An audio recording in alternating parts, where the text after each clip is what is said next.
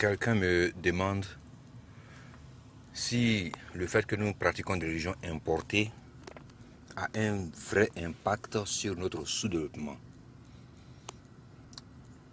Cela fait quand même un bout de temps qu'il m'a posé la question et j'avoue que ce n'est pas la question la plus facile à traiter. Apparemment, ça paraît facile parce que ceux avec qui j'aborde la question généralement te disent c'est parce qu'on a adopté des religions d'autres peuples que nous sommes là où nous sommes aujourd'hui.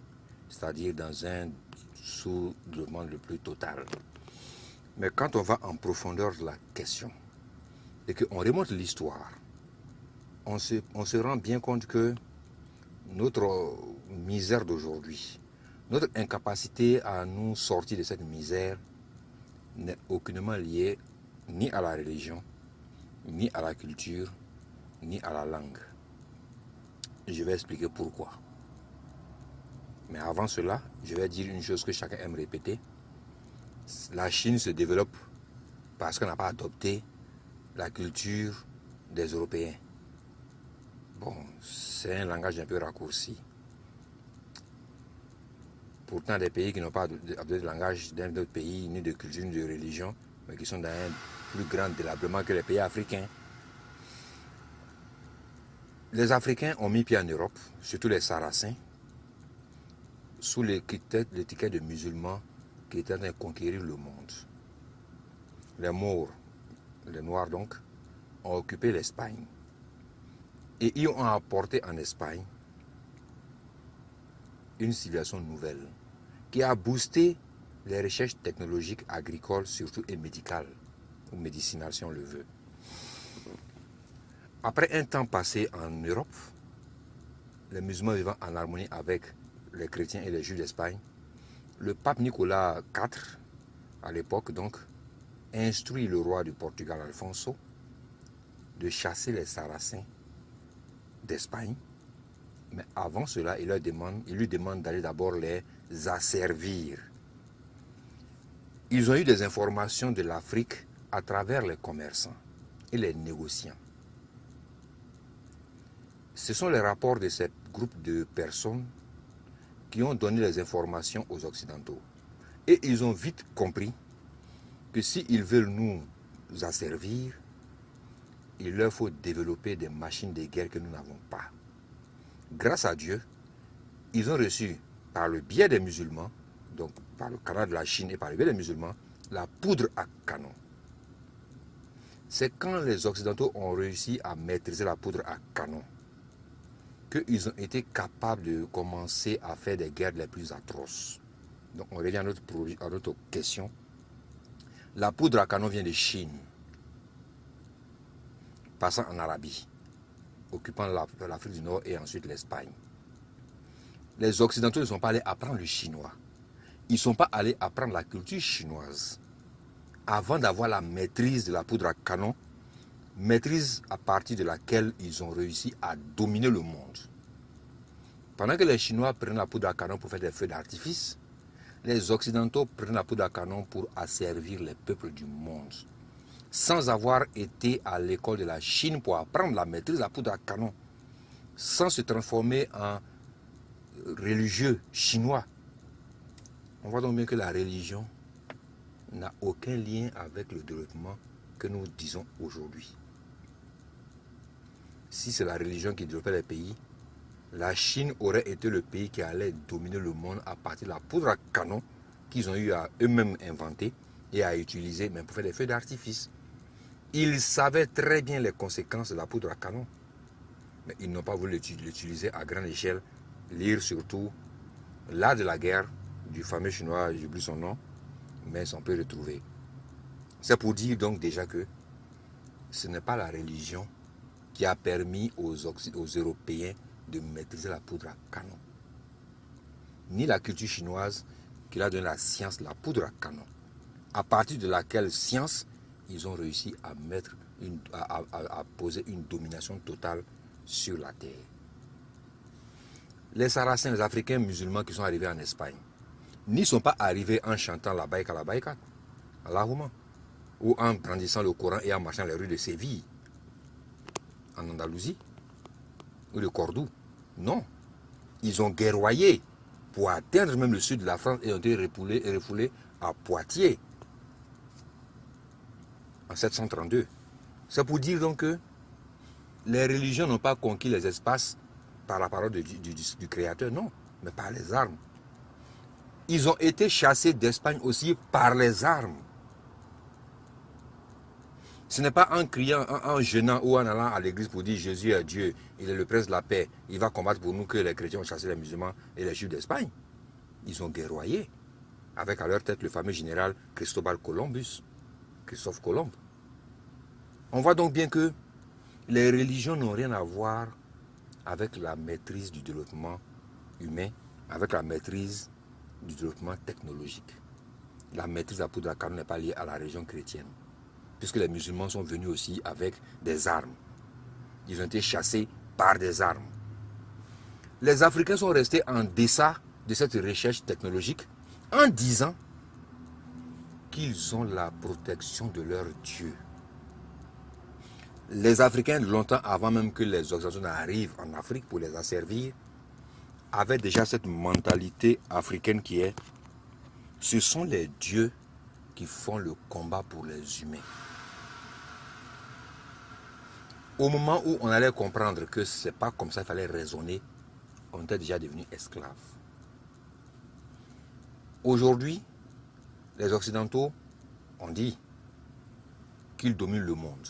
Je suis d'accord. Mais ils ont été colonisés. Pour ceux qui ne savent pas.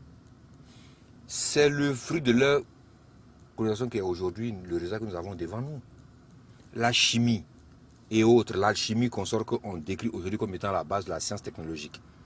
Qui l'a emporté en Europe? Ce sont les Arabes. Quand on partait dans les mots chimie, le vocabulaire en chimie, 90% des mots en chimie sont des mots arabes. Aujourd'hui, on se sert de ça pour faire des bombes les plus terribles. C'est pour dire que les Occidentaux ont été colonisés. Tous ces pays que vous voyez en Occident ont été des pays colonisés. Et ils ont su tirer de leur colonisation la force de leur futur. Alors que les Africains ne tirent pas de la colonisation la force de leur futur, mais ils regardent dans la colonisation la perte de leur passé glorieux.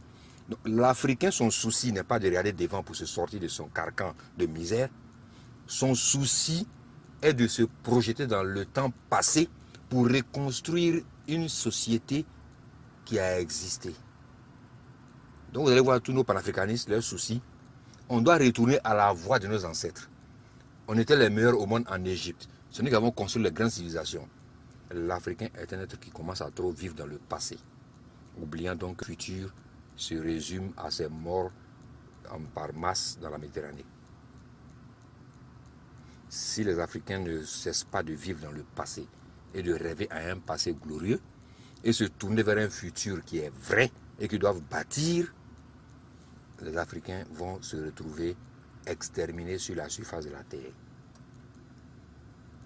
La seule chose qui empêche les Occidentaux d'occuper l'Afrique, ils n'ont pas encore trouvé une arme sans effet secondaire. S'ils lancent une bombe atomique, on sera tous exterminés. Mais eux-mêmes ne pourront pas venir vivre pendant des millions d'années. C'est la raison pour laquelle ils ne vont jamais employer d'armes chimiques ou d'armes bactériologiques ou d'armes nucléaires en Afrique. Parce qu'ils en ont besoin. Ils en ont besoin. On voit donc bien que les religions que nous avons adoptées ne sont pas à la base de nos échecs, mais notre mentalité. C'est la mentalité des Africains qui se trouve à être à la base de leur échec. Je prends un exemple. Il y a des chrétiens en Afrique, il y a des chrétiens en Europe, des chrétiens en Amérique du Nord, des chrétiens en Amérique latine.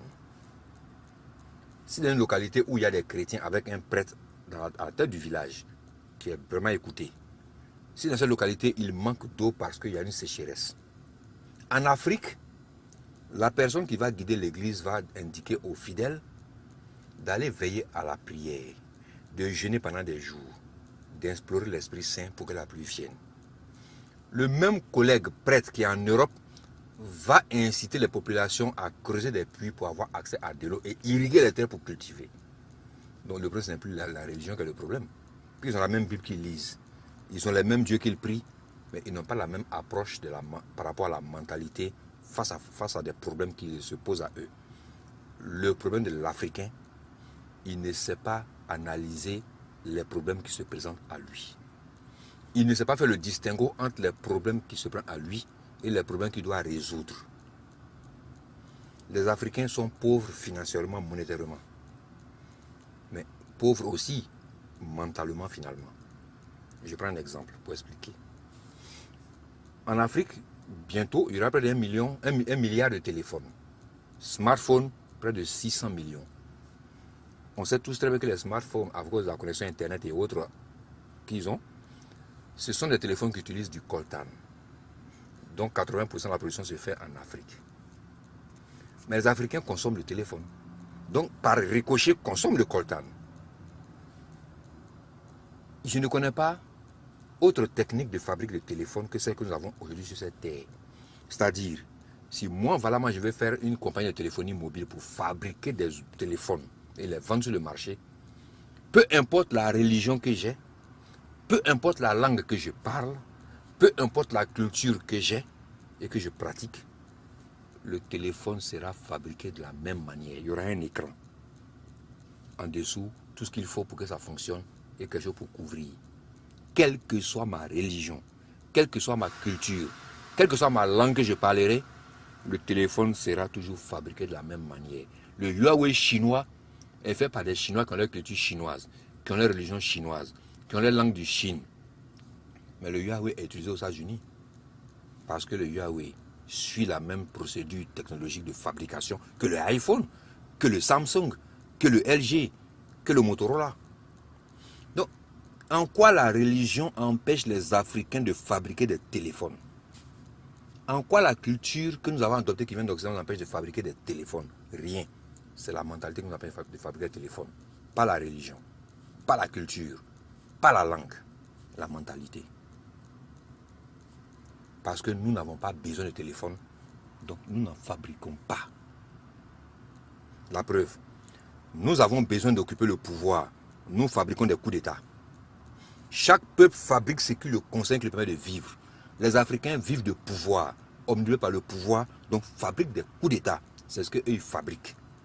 Les Européens vivent de développement, de bien-être social à la maison et de confort. Ils fabriquent le confort.